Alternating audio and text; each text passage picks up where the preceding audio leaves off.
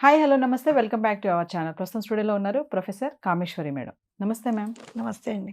Ma'am, శ్రావణ మాసంలో ఆచరించే పండుగలలో గరుడ పంచమి పండుగ కొంచెం ముఖ్యమైనది. అంటే మరి గరుడ పంచమి యొక్క కథ మనము కొన్ని కథల గురించి మాట్లాడుకుంటూ వస్తున్నాం. ప్రతి దానికి ఒక కథ ఉంటుంది. అవును. మనం ప్రీవియస్ చెప్పిన దాంట్లో మంగళగౌరి హ్మ్. వ్రతం యొక్క కథ. హ్మ్. సో గరుడ పంచమి, దీనికి ఇంకొకటి పేరు కూడా ఉంది కదా మేడం, ఫణి గౌరి నోము కథ అంటారు. అవును. అవును. అసలు ఈ కథ గురించి. చవితి, నాగుల చవితి అంటే 4వ రోజు చవితి. శుక్లపక్ష చవితి అయిన వెంటనే పంచమి వస్తుంది. పంచమి రోజు ఈ ఫణిగౌరి నోము చేస్తారు. ఈ శ్రావణ మాసం నోములన్నీ కూడా చాలా ప్రత్యేకమండి. ప్రత్యేకత ఏంటంటే, ఇప్పుడు మొదట మనం చెప్పుకున్న మంగళగౌరిలో ఆ అమ్మాయి సుశీల ఎవరి కోసం వ్రతం చేసింది? భర్త కోసం.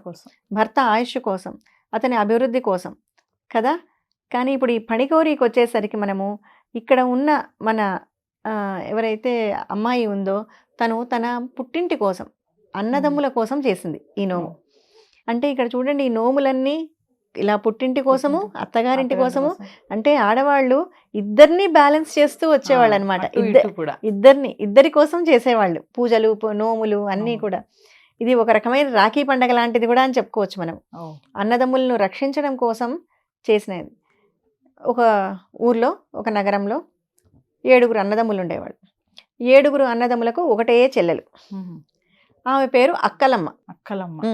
7 మగపిల్లల తర్వాత పుట్టింది కాబట్టి ఆమెను అక్కలమ్మ అని పేరు పెట్టి చాలా అల్లారు ముద్దుగా పెంచుకుంటుంటారు. ఆ అన్నలు కూడా ఆమెను ఎంతో ప్రేమగా చూసుకుంటారు. కొంతకాలం తర్వాత వాళ్ళకి తల్లిదండ్రులు చనిపోతారు. తల్లిదండ్రులు చనిపోయిన తర్వాత ఈ అక్కలమ్మ చెల్లెలైనా కూడా తానే ఒక తల్లి పాత్ర తీసుకొని, ఆ రోల్ తీసుకొని అన్నలందరినీ ఎంతో బాగా చూసుకునేది.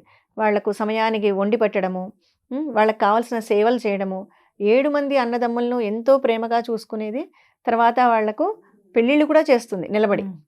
అన్నలందరికీ పెళ్ళిళ్ళు చేసి తర్వాత తను కూడా పెళ్లి చేసుకొని అత్తవారింటికి వెళ్తుంది.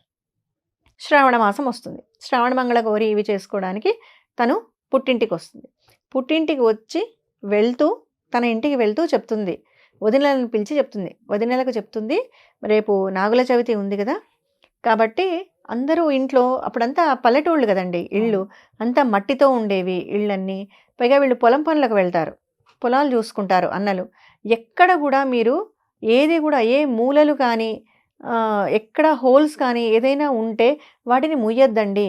చాలా జాగ్రత్తగా ఉండండి. నాగుల చవితి అనేది మనము నాగరాజు అంటే ఫణీంద్రుడికి సంబంధించి చేసుకునే పండగ కాబట్టి, అంటే ఈ చీమలు, పాములు ఇవన్నీ కూడా, అంటే చూడండి అప్పట్లో ఎంత ఇదో. పాము అంటే విషమని, భయమని, అంటే ఒక శత్రుభావంతో కలిగి ఉంటాం మామూలుగా సాధారణంగా.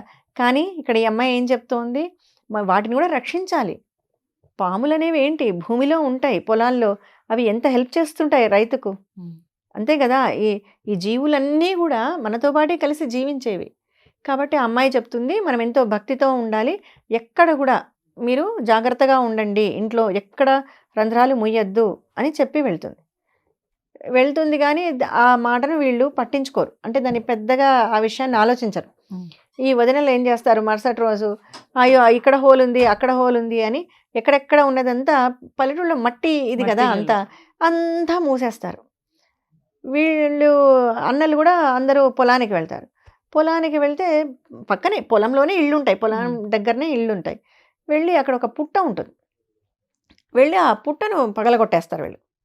అంటే అప్పటికి ఖాళీనే ఉంటుంది అది, అందులో ఏమి పాములు ఏమి ఉండవు. ఆ పుట్టను పగలగొట్టేస్తారనమాట. పగలగొట్టేసిన తర్వాత దాంట్లో ఒక పాము ఉంటుంది. వచ్చి చూసుకుంటే దానికి స్థావరం ఉండదు. అయ్యో ఎక్కడ నాకు స్థావరం లేదే, నా పుట్ట పాడైపోయింది అని చెప్పి ఆ పాము అలాగే వెళ్ళి తనకు ఎక్కడైనా ఉండాలి కదా, అట్లా ఓపెన్ ప్లేస్లో ఉండలేవు అవి. వెతుక్కుంటూ వెళ్తే వీళ్ళ ఇల్లే దగ్గరలో ఉంటుంది. వీళ్ళ ఇంట్లోకి వెళ్తుంది. వెళ్ళి ఎక్కడైనా దూరదాం, లోపలికి వెళ్దామంటే ఎక్కడ రంధ్రాలు ఉండవు, మొత్తం మూసేసి ఉంటారు వీళ్ళు. ఎక్కడ ప్లేస్ లేకపోతే ఆ మూల ఒక రోల్ ఉంటుంది, రోట్లో వెళ్ళి పడుకుంటుంది. రోట్లో వెళ్ళి చుట్టుకొని లోపల పడుకుంటుంది, నల్లటి నాగు. సరే, నాగుల చవితి వస్తుంది. మరుసటి రోజు పొద్దున్నే వీళ్ళందరూ పొద్దున్న లేచి బాగా తలారా స్నానాలు చేసి ఇంకా నైవేద్యం పెట్టాలి. నువ్వులు దంచాలి అంటే బాగా ఇన్ని నువ్వులు తీసుకొని, నల్లటి నువ్వులు తీసుకొని వెళ్ళి రోట్లో వేసేస్తారు. ఆ రోట్లో నాగుపాము ఉంటుంది, వాళ్ళు చూడరు. ఉమ్. చూడకుండానే దాంట్లో ఆ రోట్లో పడుకొని ఉన్న నాగుపాము మీదనే ఈ నువ్వులన్నీ వేసేస్తారు. వేసి బాగా రోకళ్ళు వేసి దంచేస్తారు. వీళ్ళ ఆనందము, సంబరాలు కనీసం అక్కడ ఏముంది అని కూడా గమనించుకోరు. ఉమ్. గమనించుకోకుండా పామును కూడా దంచేసరికి మొత్తం అదంతా కూడా విషపూరితం అయిపోతాయి ఆ నువ్వులన్నీ కూడా. ఉమ్. దాంతోనే అంత బెల్లం కట్టి ఉండలు కట్టి నైవేద్యం పెట్టి స్వామికి మొత్తం ముందు భర్తలకు పెడతారు, ఉమ్. అందిస్తారు. అది తిన్న వెంటనే వాళ్ళు నురుగు కక్కుంటూ అక్కడే పడిపోతారు. మొత్తం 7 విగత జీవులు అయిపోతారు, చనిపోతారు. 7 మంది చనిపోతారు. చనిపోగానే ఇంకా వీళ్ళు తట్టుకోలేరు. ఎందుకో ఈమెకు వెంటనే కల వస్తుంది చెల్లెలికి. అంటే కల అంటే ఒక దుస్వప్నం, ఏదో జరిగిపోతోంది అని భయం వేసి ఏమైందో ఏమో అని పుట్టింటికి పరిగెత్తుకుంటూ వస్తుంది. వచ్చేసరికి ఏముంది, అన్నదమ్ములంతా చనిపోయి ఉంటారు. ఏడుస్తారు. ఈమెకు అనుమానం వస్తుంది, ఏదో జరిగింది, ఎక్కడో తప్పు జరిగింది అని ఈ అక్కలమ్మకు అనుమానం వచ్చి వెంటనే ఇల్లంతా కలియ చూస్తుంది. ఏం చేశారా చూస్తే అక్కడ రోట్లో పడిన దాంట్లో అది ఉంటుంది కదా, పాము పొలుసులు అవి కనపడతాయి. అబ్బా ఎంత మహాపాపం జరిగిపోయింది, చాలా తప్పు చేశారు వీళ్ళు అని చెప్పి వెంటనే పరిగెత్తుకుంటూ వెళ్ళి, పైగా చిన్నప్పటి నుంచి ఈ అమ్మాయికి చాలా దైవభక్తి, వెంటనే వెళ్ళి అమ్మవారిని ప్రార్థిస్తుంది.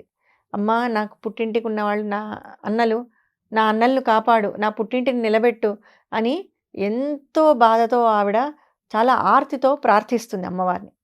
మొదటి నుంచి ఈమెకు చాలా భక్తి శ్రద్ధలు కలిగిన ఆవిడ కాబట్టి వెంటనే అమ్మవారు అనుగ్రహించి, నువ్వు ఒక పని చెయ్యి, నువ్వు ఇంటికి వెళ్ళి ఫణిగౌరి వ్రతం చెయ్యి, మీ అన్నల కోసం ఫణిగౌరి వ్రతం చెయ్యి అని చెప్తుంది.